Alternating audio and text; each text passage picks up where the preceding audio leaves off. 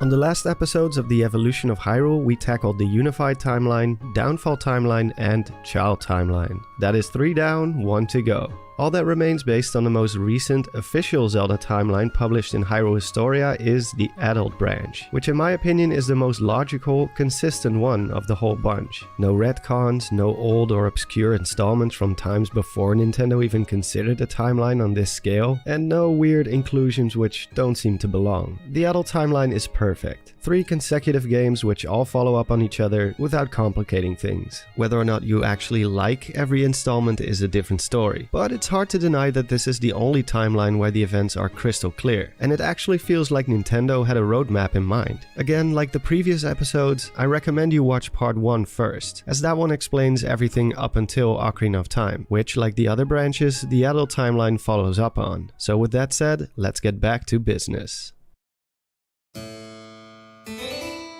The first candidate on the list is the game which got a lot of criticism upon its announcement, only to quickly win over the hearts of fans and critics alike: The Legend of Zelda: The Wind Waker. The events of this game take place hundreds of years after the events of Ocarina of Time. However, unlike the Child timeline, there is no holiday trip to Termina, no ventures or personal journeys outside Hyrule, and that is because, in this reality, the hero of time doesn't exist. The Wind Waker follows up on the future events of Ocarina of Time. That is to say, after Ganon was sealed by the sages, and adult Princess Zelda sends Link back in time to relive his childhood, essentially erasing him from existence. In between Ocarina of Time and the Wind Waker, an event took place which doesn't really have a name, and is also not listed on the official timeline. I've just decided to name it as it is, and that is Ganondorf's second invasion. After sending the hero of time back in time, adult Zelda stayed behind, and Hyrule, now without a hero and with Ganon sealed inside the Sacred Realm, started rebuilding and recovering from the devastation left behind after Ganondorf's tyrannical rule. As the only surviving member of the royal family, Princess Zelda is crowned and becomes queen, is married and eventually has offspring, thus re-establishing the royal family of Hyrule.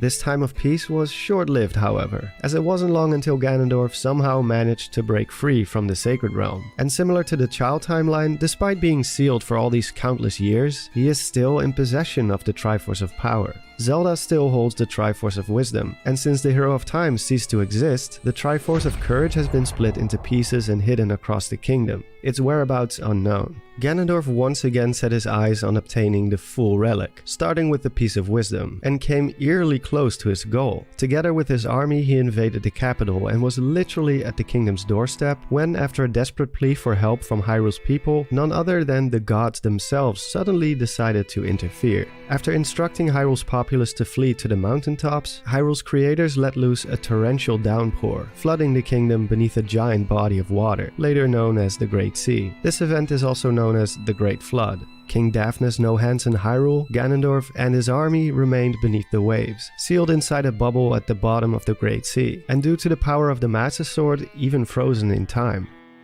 Among those fleeing to the mountains was Princess Zelda, along with her royal caretakers. And as you can see from this painting hanging inside Hyrule Castle, are the literal ancestors of what will later be Tetra and her crew of pirates. Man, genes sure are a powerful thing in this universe. Hundreds of years pass by since the Great Flood, and the events of the Wind Waker sees the ever-so-persistent Ganondorf once again break free as he makes his way to the world above the waves to continue his hunt for the Triforce, which now lies partially in the hands of Tetra, who again is Zelda's ancestor, and partially in the hands of the King of Hyrule. And as mentioned before, the Triforce of Power still belongs to Ganondorf, and the Triforce of Courage is still in pieces and lies hidden around Hyrule. Similar to the Downfall and Child timeline, we will use Ocarina of Time's map of Hyrule as a source for comparison, since this is how we last saw the kingdom before the timeline split into 3. Obviously, as far as changes go, well, the entire kingdom has flooded. All that remains of the once prosperous kingdom are the peaks of the highest mountains, which now serve as small islands where the descendants of Hyrule's inhabitants have lived their lives in the centuries since. Let's take a look at Hyrule's races first this time, as this will come in handy once we start dissecting the lay of the land. Obviously we have the Hylians, which as stated before are the distant descendants of the people who once lived in Hyrule before disaster struck. As far as settlements go, the large majority of them live on Windfall Island, which is is now kinda like the new capital, and a smaller group are living on Outset Island, which is also where Link and his family grew up. These Hylians live a more simple life as farmers and fishermen, whereas on Windfall we see more use of technology, such as a giant windmill which doubles as a lighthouse, alchemy, photography, and explosives. Then we have the Rito, which are confirmed to be the descendants of the Zora, at least in this timeline. Now, you might be asking yourself the very logical question of, why on earth would an aquatic race like the Zora evolve into birds when there's literally water everywhere now? Shouldn't this be paradise for them? And the simple answer is that unlike the Zora from Termina, which are clearly saltwater based, since they live in and around an ocean, the ones from Ocarina of Time are in all probability used to a freshwater environment. They live in and around a big river after all, and Ocarina of Time's Hyrule features no oceans. Now, maybe the Zora can adapt to other water types, but that would require time to adjust. Clearly a giant rapid flood is too big and sudden of a change and would give them no time to adapt. However, we have seen them being able to live on land for extended periods of time. Relative to Zora's domain, Death Mountain would have been the closest peak, so they fled from the domain to the volcano and with the help of the dragon spirit Valu evolved into the Rito. The Gorons are almost entirely gone. As beings made up of pure rock, obviously they aren't exactly made for surviving in the water, as they would immediately sink to the bottom and drown. However, there is still a small number of them traveling the seas as merchants, but there is no Goron capital to be found anywhere. It could be that there are more of them who survived the flood and are now living somewhere else, but we'll get into that later. Next we have the Koroks, who are shown to be the pure and true form of the forest spirits formerly known as the Kokiri in Ocarina of Time. They have continued to live with the Great Deku Tree, who is confirmed to be the very same Deku Tree as the Sprout we saw in Ocarina of Time after beating the Forest Temple. The reason we know this is because he initially mistakes this Link for the Hero of Time, who, as mentioned earlier, no longer exists in this timeline. And lastly, we have the Gerudo. Well, one of them anyway. As far as we know, nothing remains of Ganondorf's people. They are never seen in this timeline and must mean that they were either exiled after Ganondorf was sealed, were wiped out during Ganondorf's second invasion, or maybe were not able to make it to the mountains in time to escape the Great Flood. With that said, it's time to look at the map. Now, obviously, the large majority of Hyrule is no longer visible, with it being underwater and all. And we don't even know how far the Great Sea spans outside the borders of Ocarina of Time's map, but we can still look at a few individual islands and make some estimates. Now, the sheer amount of islands we see here might seem surprising, but Hyrule has always been a very mountainous land. Just look at the landscape of Twilight Princess as an example, and you can see just how many mountains surround the kingdom. In almost every direction, mountains and large hills can be seen in the distance. To get some proper orientation, let's start with Hyrule's former capital, which lies here, directly below the Tower of the Gods. Though it bears little to no resemblance to the castle we saw in Ocarina of Time, I do believe that this might still be the same location. The way the castle stands on this rock formation with only one bridge leading in and out strikes a strong resemblance to the way Ganon's castle was built, which of course collapsed in on itself at the end of the game. So it could be that the Hylians rebuilt the castle on top of the remains. An alternative would be that they moved the castle to Lake Hylia, since, as we can see, the castle is surrounded by a giant lake connected to a river. And as we can see, Lake Hylia did have a small island in the middle of it. We can also see Ganon's tower in the distance and is actually relatively close by, and by the looks of it could be on the edge of Gerudo Valley or even inside the desert itself. The bridge leading to the tower crosses this canyon, very similar to the Gerudo Canyon found in Ocarina of Time. More interestingly, if we go out of bounds in the final battle arena where we fight Ganondorf, we can see that the tower is surrounded by desert. Of course, this is something we wouldn't be able to see during the fight itself, but this proves that the Gerudo Desert does still exist, and is where Ganondorf built his new tower preceding his second invasion. Furthermore, we see no trace of the Temple of Time anywhere in this timeline. Instead, the Master Sword now resides in a secret chamber in the basement of the castle, hidden underneath a statue honoring the Hero of Time, likely built under the command of Zelda after she sent him back in time to commemorate all he had done for the kingdom. We do find a set of ruins to the southeast of the castle, approximately where the Temple of Time would have been if we were to assume that the castle was built on top of the remains of Ganon's castle. So could these be the remains of the holy site, and these other ruins in front of the castle the remnants of Castle Town? It's hard to say for sure, but it's an interesting thought nonetheless. Regardless, the Temple of Time is obviously no longer around. Either the Hylians took it down after Ganondorf was sealed in order to get rid of the entrance to the Sacred Realm, which the temple originally was, or it may have been destroyed during Ganon's second invasion, after he broke free from the Sacred Realm. Whatever the case may be, the Master Sword had long since been moved to the secret room in the castle's basement, and King Daphnis even comments on how Ganondorf never even knew about the existence of this chamber, so moving the sword here seems to have been the right call. Aside from being the new resting place of the legendary blade, the chamber also serves as sort of a memorial to the events of Ocarina of Time. It even depicts the original 6 sages on the stained glass windows. Now that we know where the original capital lies, we can start looking at some of the islands and see if we can find some original landmarks in the world above. I won't be covering every island, of course, as we would be here all week. Besides, most islands are clearly just random, previously unnamed mountain peaks and nothing more. Nothing we could cross-reference with Ocarina of Time's map.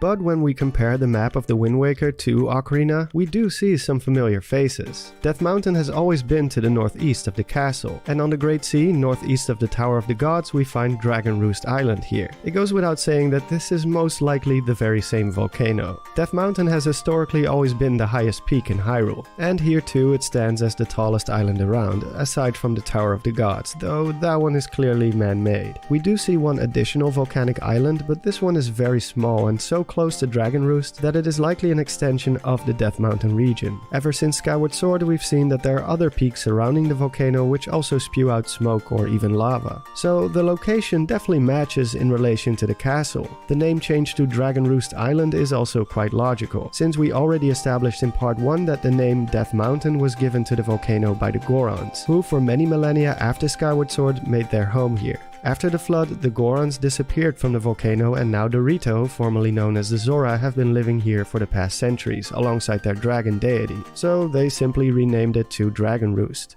Windfall Island is an interesting one. It shares a similar soundtrack as Kakariko Village, but it's obvious that the two villages are not the same. Kakariko would have been located here, close to Death Mountain. However, it is possible that the inhabitants of Windfall are descendants of the people from Kakariko. The only thing that doesn't make sense is the location. Since the village was so close to Death Mountain, you would think that this was the most logical escape option when the Great Flood happened. Of course, we don't know how much time the people of Hyrule were given to evacuate before the water started rising, but perhaps the volcanic environment of Death Mountain was simply too dangerous and uninhabitable for the Hylians of Kakariko, and instead they set off to a different mountain to the northwest of the capital. Alternatively, maybe they did initially flee to Death Mountain, but again, since the environment wasn't suitable, they later sailed from Dragon Roost to Windfall and established their new town here. Kakariko has historically been tied to the Sheikah. In Ocarina of Time, it was originally a Sheikah village built by them, but because most of them were wiped out during the Hyrulean Civil War, the village became predominantly occupied by Hylians. And although the Sheikah are completely gone in this timeline and are never seen again, we do find one clue of their heritage on Windfall. Mrs. Mary, the teacher on Windfall, has what seems like a stylistic depiction of a Sheikah eye on her outfit. This could mean that one or more inhabitants of Windfall have Sheikah ancestry, or at the very least that a part of their culture was preserved by the Hylians who fled to Windfall, since the Sheikah were already close to extinct in Ocarina of Time. So in a way, Windfall and Kakariko could actually be connected in terms of their culture and ancestry, but geologically they are completely separate from one another. Next we have the Forest Haven, which matches with the location the Kokiri Forest and Lost Woods would have been located in relative to Hyrule's capital in Ocarina of Time. That is to say, to the southeast of the castle. It's not exactly clear how the forest and Deku Tree came to exist on this mountain peak, since I don't remember any big mountains in and around the forest in Ocarina of Time, but then again the Deku Tree is a spirit guardian. I guess he could have elevated the land around him or grown a giant wooden cocoon around it. I mean, it is literally a tree within a tree, so anything is possible when spirits are involved. And honestly, that's about it in terms of islands we can use for reference. Obviously, looking for a lake or river inside an ocean would be impossible, so Lake Hylia and the old Zora's Domain are lost forever. And other places like Lon Lon Ranch and the aforementioned Kakariko Village would have also been completely submerged. And none of them are visible from the underwater Hyrule Castle either. But if Hyrule Castle was indeed still in the same general area as it was in Ocarina of Time, they would have been located somewhere around here. And although we do see the desert in the Out of Bounds section I showed earlier, on the Great Sea we don't really see anything familiar from that province. Though I do find it poetic that Ganondorf's home base on the Great Sea is the Forsaken Fortress, which is approximately where the desert would have been located, to the west of the capital. All the other islands, even the ones which play a pretty big role like Outset and Great Fish Isle, don't seem to have any correlation with anything we would be able to find in Ocarina of Time. As stated before, they would have been located on unnamed or even unseen mountain peaks somewhere. At the end of the Wind Waker, the underwater void which the old kingdom of Hyrule has resided in for centuries finally collapses in on itself, and the last remains finally washed away and buried beneath the waves, officially ending the existence of the kingdom as we know it. And that wraps up the Wind Waker, and we can finally move on to Phantom Hourglass. We will largely skip over this game since it has little to no relation to Hyrule. The entire adventure takes place in a world called the Realm of the Ocean King. Because I only played this game once, a long time ago, I initially thought this was just a location outside the borders of the Great Sea from the Wind Waker somewhere. But it is actually another parallel dimension, one which Link and Tetra access through a portal while aboard a mysterious ghost ship, while the rest of the crew stays behind. And yes, these are still the same characters from the previous game, and only takes place a short time after the events of the Wind Waker. We know for a fact that this is a parallel world. We can clearly see the portal. Time also moves differently between the two dimensions, since when the duo returns to their own world, they are surprised to hear from the crew that only about 10 minutes has passed for them. I also quickly have to mention the existence of this graph I only recently discovered in Hyrule Encyclopedia. I know the canonicity of Encyclopedia is often questioned. It does provide some very cool tidbits of information, but it also makes some claims which fans have debated or even flat out debunked. This graph also depicts the Realm of the Ocean King as a parallel world, but I do find the chart itself a bit odd. For instance, I have no idea why they chose to categorize these worlds as either parallel worlds or kingdoms, because some can be both after all. Lorule is listed as a kingdom, but it's also clearly a different dimension. We travel to it using rifts or portals. The same thing goes for Labrana, which according to this chart is also a parallel world, but it's also unmistakably a kingdom ruled over by Queen Ambi. I think it would have been better to just classify them as either parallel or non-parallel or something. Oh, and by the way, in part 2 about the downfall timeline, I stated that Labrana and Holodrum are likely on the same physical plane as Hyrule, but apparently they are not. In some ways, this does make sense, seeing as Link is transported here by the Triforce, but it also raises some questions considering that Zelda and her nursemaid Impa visit these worlds as well, either before or after Link arrives there. I don't know, maybe portal travel is just everyday business in Hyrule, but I digress. The Realm of the Ocean King is structured very similar to that of the Great Sea, a vast body of water with small islands scattered across. Hence my initial confusion that this was on the same physical plane. In terms of races, we once again find the Hylians like Lineback and Jolene, the Anuki, a brand new Eskimo or Inuit type of race, the Yuk, also new to the series and who are on bad terms with the Anuki due to a misunderstanding, and interestingly enough, the Gorons who have their own island here. It's not clear if these are related to the Gorons from Ocarina of Time or the few merchants we saw in the Wind Waker, but if they are, it could be that the majority of them fled to this dimension during or after the Great Flood. Not that this dimension is any better, I mean it's still a vast ocean, but oh well. Other than that, there isn't really much to say, as again, this land has nothing to do with Hyrule or even the land surrounding it. It exists on a separate plane of existence. It has its own locations and even its own deity who watches over the land, a giant whale called Oshus, who has a lot in common with the Windfish from Link's Awakening and I believe belongs to the same type of Leviathan deities. Last up we have Spirit Tracks. Again, this game doesn't take place in Hyrule. Well, technically anyway. Keep in mind, at the end of the Wind Waker, the kingdom was submerged for good. However, the islands above the water still exist, so technically Hyrule isn't completely gone. The kingdom is, but places like Outset, Windfall, Forest Haven and Dragon Roost are still there. However, Spirit Tracks takes place on a completely new continent, one that already existed for who knows how long. At some point in time, Link, Tetra and the crew discovered this new continent and their descendants would go on to establish an entirely new kingdom. This kingdom is often referred to as New Hyrule, but other than the bloodline of Princess Zelda, it has no relation to the original Hyrule whatsoever. The continent itself isn't even called Hyrule, only the kingdom does. The land is actually referred to as the Land of Spirits of Good. It even has its own history of events preceding the time when the Hylians first landed here and established their kingdom, like the battle between the spirit beings beings known as the Lokomo and the ancient demon by the name of Malladus.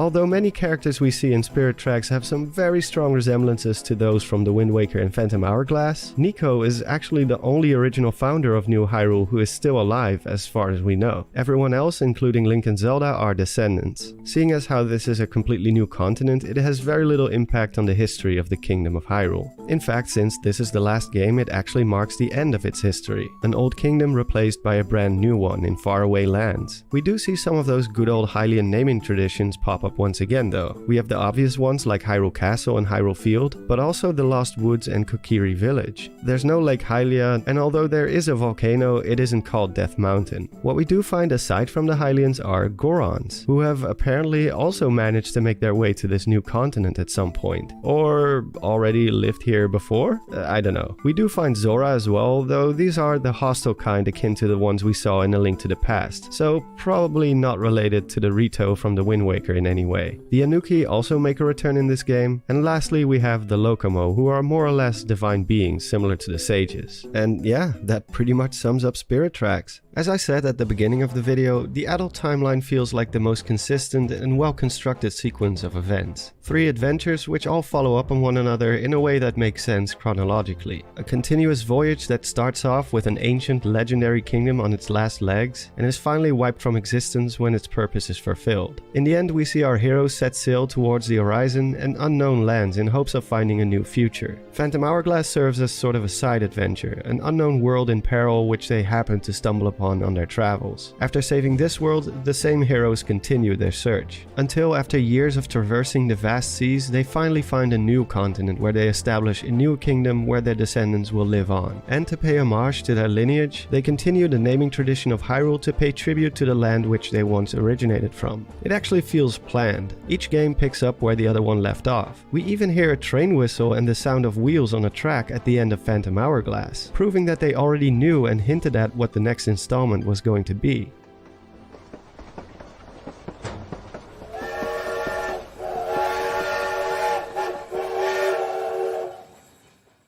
And with that, we have reached the end of the evolution of Hyrule. For now at least. I will eventually do one final episode on Breath of the Wild's Hyrule, however it feels best if we wait until after Breath of the Wild 2 has come and gone. As of right now, we don't even know where Breath of the Wild falls on the timeline, hence we have nothing to compare it to. We don't even know which version of Hyrule preceded this Hyrule, or if it will even get a definitive placement, but the sequel could potentially provide more information or even totally explain everything. So until then, I will keep this series on hold for the time being. I hope you enjoyed this deep dive into Hyrule's history and geography, and thank you for joining me on this journey. And finally, a big thanks to all of my amazing Patreon supporters and channel members. We have 2 new faces joining the maze, so say hello to LuxPro and Kyle. Thank you both so much for your generosity. You guys are the best. And that wraps up the video. I will see you in the next one. This is Don signing off, and have a good one.